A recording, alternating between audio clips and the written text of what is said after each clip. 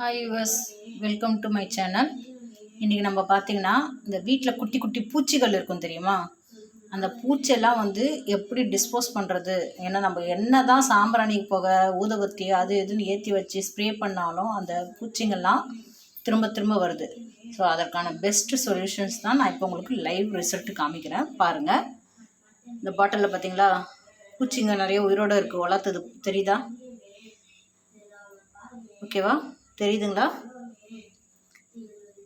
இது பாட்டில் மேலே உராங்க பாருங்கள். இந்த உரத்தில் ஒரு பூச்சி இருக்கிறாங்களா, அவங்க பார்த்திங்கன்னா இப்போ நான் சென்டராக இந்த இடத்துல ஒரு ஹோல்ஸ் போட்டு வச்சுருக்கிறேன். இந்த இடத்துல ஒரு ஹோல்ஸ் இருக்குது. ஸோ அந்த ஓட்டக்குழியாக அவங்க உள்ளே போயிடுவாங்க.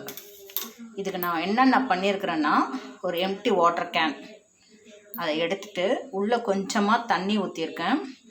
தண்ணி ஊற்றிட்டு என்கிட்ட நல்லா பழுத்த ஒரு கொய்யாப்பழம் இருந்தது. அதை ஒரு கால் ஸ்லைஸ் கட் பண்ணி சின்னதாக மேஷ் பண்ணி உள்ளே போட்டுட்டு அது கூட கொஞ்சம் ஹனி மிக்ஸ் பண்ணியிருக்கேன். ஹனி இருந்தால் போடுங்க, இல்லைன்னா ஒன்றும் இல்லை, நம்மளோட சர்க்கரையோ இல்லை வெல்லமோ அதை இனிப்பு சுவையை தூண்டுறதுக்காக லைட்டாக ஒரு சிட்டிக்கு உப்பும் போட்டுடுங்க. போட்டுட்டு நல்லா குளிக்கிட்டு அந்த தண்ணி அப்படியே வச்சிங்கனாலுமே அதோடைய ஸ்மெல்லுக்கு அட்ராக்ட் ஆகி எவ்வளோ பூச்சிங்களும் இங்கே பாருங்கள். இப்போ பாட்டில் எடுத்து காமிக்கிறேன் பாருங்கள். எவ்வளோ பூச்சிங்க பாருங்கள். இது நல்ல ரிசல்ட் கொடுக்குது. நானும் எவ்வளவோ பண்ணி பார்த்தேன், அது எனக்கு ரிசல்ட்டு அந்தளவுக்கு குட்டாக இல்லை. இதை நான் இப்போ ட்ரை பண்ணேன்.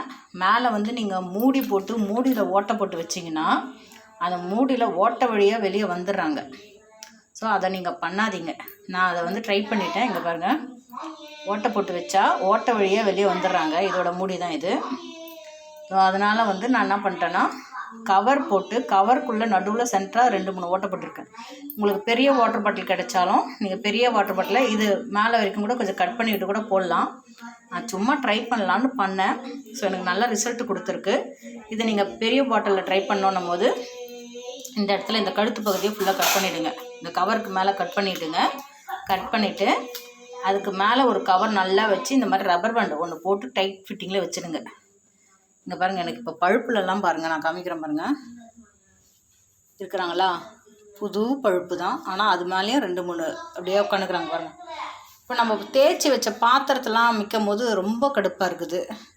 இது பாருங்கள், இந்த ஒயர் மேலேயும் நிற்கிறாங்க பாருங்கள். அதனால தான் எங்கே அதிகமாக இருக்கோ அதுக்கு நியர் பக்கத்துலேயே இதை வச்சுருக்கிறேன். வைக்கும் போது இதில் இருக்கிற எல்லா ஈக்களுமே இந்த டேஸ்ட்டு ஸ்மெல்லுக்காக அப்சர்வ் ஆகி எல்லாமே அதுக்குள்ளே போய் துப்புன்னு விழுந்துடுறாங்க. ஸோ நீங்கள் இதை ட்ரை பண்ணி பாருங்கள். கண்டிப்பாக இது உங்களுக்கு நல்ல ஒரு ரிசல்ட்டு கொடுக்கும். ஸோ எதுவாக இருந்தாலும் நீங்கள் எனக்கு கமெண்ட்ஸில் தெரிவிங்க. இது உங்களுக்கு நல்லா யூஸ்ஃபுல்லான டிப்ஸாக இருக்கும். நான் லைவாகவே உங்களுக்கு காமிச்சிருக்கிறேன் பாருங்கள். உள்ளே பாதி பூச்சிங்க மேலே உயிரோடு தான் இருக்கிறாங்க. அங்கே பாருங்கள், எல்லாம் சாப்பிட்டுட்டே இருக்காங்க. கொஞ்ச நேரத்தில் அப்படியே மயங்கிடுவாங்க. அவ்வளோதான், முடிஞ்சு போச்சு.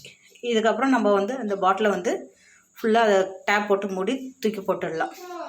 குப்பைக்காரங்க வரும்போது அதுக்கு குப்பைக்காரங்களோட போட்டு அதை தூக்கி போட்டுடலாம். ஸோ இந்த டிப்ஸ் உங்களுக்கு ரொம்ப ரொம்ப யூஸ்ஃபுல்லாக இருக்கும்.